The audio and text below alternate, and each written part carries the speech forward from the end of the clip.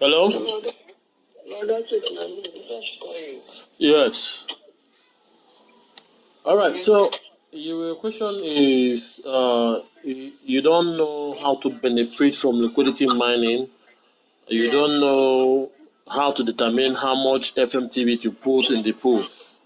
Yes, yes. Okay. So let me explain liquidity mining to you, then the benefits. Okay. Okay. Yeah. So liquidity mining, okay, is simple. Liquidity is the backbone of every exchange. Okay. I get what I'm saying. Whether it's a centralized exchange or decentralized exchange. Okay. The reason why Binance or Coinbase or Luno are able to buy your coins, sell coins to you is because they have enough liquidity to be able to do that. I get what I'm saying.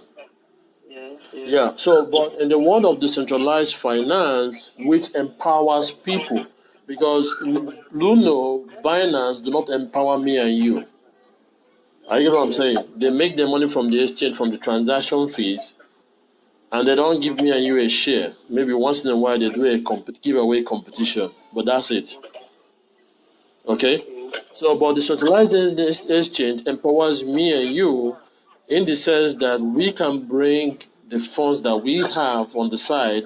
I'm not talking about your feeding money, or I'm talking about, let's say you have money that you're not doing anything with, and you're looking for a way to invest. I get what I'm saying. And you don't want to go to the bank because bank is not giving interest right now, or reasonable interest right now, because of the whole COVID-19 situation and economic situation. Yeah. So you want to provide liquidity. Are you what I'm saying? Now, when you provide liquidity, what it means is that a share of the transaction fee goes to you. I get what I'm saying. The gas fee, that's the transaction fee, is being shared among liquidity providers. I get what I'm saying. Now, so that means, let's say you do FMTB BUSD, for example, like you asked. If people are trading FMTB BUSD multiple times in a day, they are paying transaction fees, right? Yes, yes. Yes. So 0.35%, according to our own calculation, goes to liquidity providers. I get what I'm saying. But it's not like it's being credited to your wallet directly. No, it's added to the pool, to the liquidity pool. I get what I'm saying. Yes. So, but you know that when you provide your liquidity, you are being given an FLP token, that is a Foodman Swap liquidity pool token, which represents your share of the pool. Okay. I get what I'm saying. So the fees now is being shared based on how much liquidity you provided. I get what I'm saying. Because how much liquidity how much liquidity you provided determines what portion of the pool you have. Okay. So if somebody provides liquidity of maybe $10, $20, you don't expect the same person to share the same amount of fee with somebody that provides $1,000 or $10,000 or $100,000 liquidity. I understand. I get what I'm saying.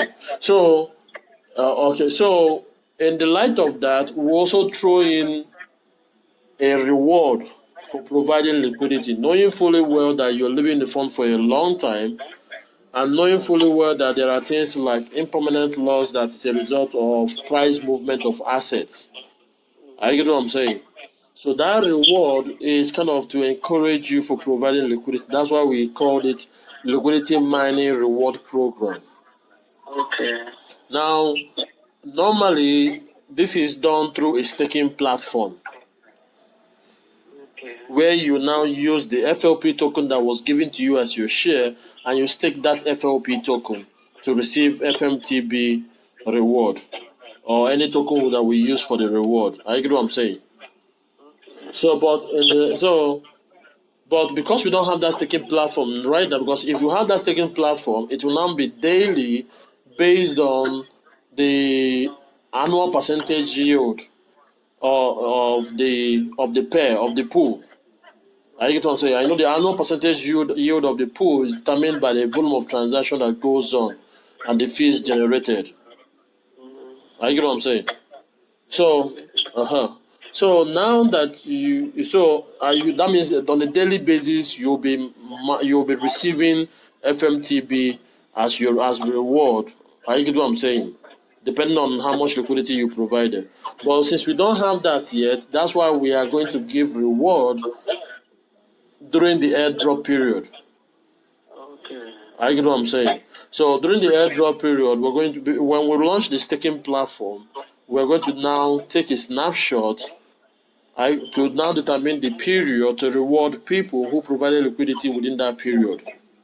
Okay. I get what I'm saying. So that period will now distribute FMTB, like we say, 5% of the FMT total supply is what we will now distribute among liquidity providers based on how much liquidity they provided.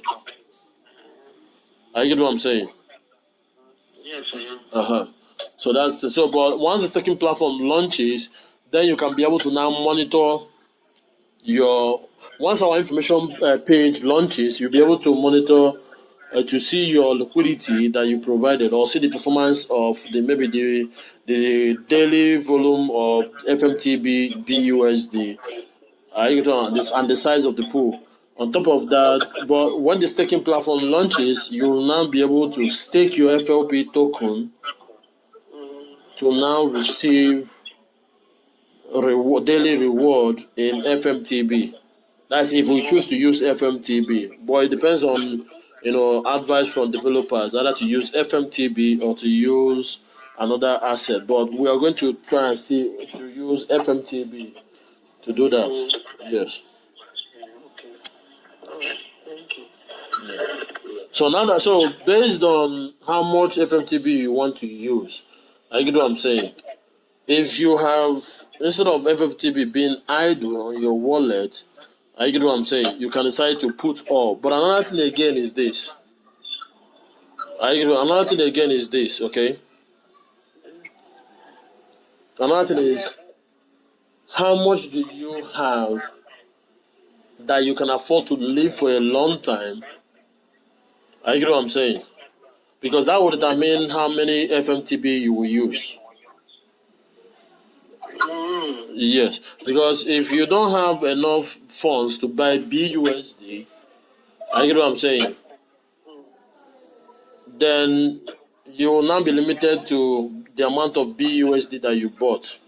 So the amount of BUSD that you bought will now determine the amount of FMTB that you will provide as liquidity. Oh. You understand? So that's why I keep asking you, how much do you have that you can afford to live for a while? Use that to buy BNB. Have a balance. The way Footman Swap exchange works is that you need to have at least a minimum balance of $6 to $10. But I tell people $10 so that they can do multiple transactions before they go below the balance limit you need to have. $100. Won't it be okay? $100. How much FMTB did you buy? How much FMTB did you buy?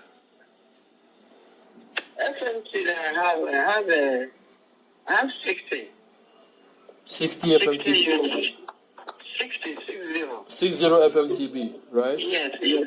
That should be enough because at the current rate of, I don't know what is $6 plus or $7. Let's just say $7 times 60. You have more than $420. So it should be enough. So that means $100 BUSD and $100 FMTB. That will allow you to also have some FMTB in your balance. Okay, because the 60 FMTB is more than the $100 we're talking about. Yeah, the total amount of FTB you have, I think, is more than $100. Okay. Yes. Yeah. Okay. So when how do I buy the BUSD? Yeah, you can buy from me.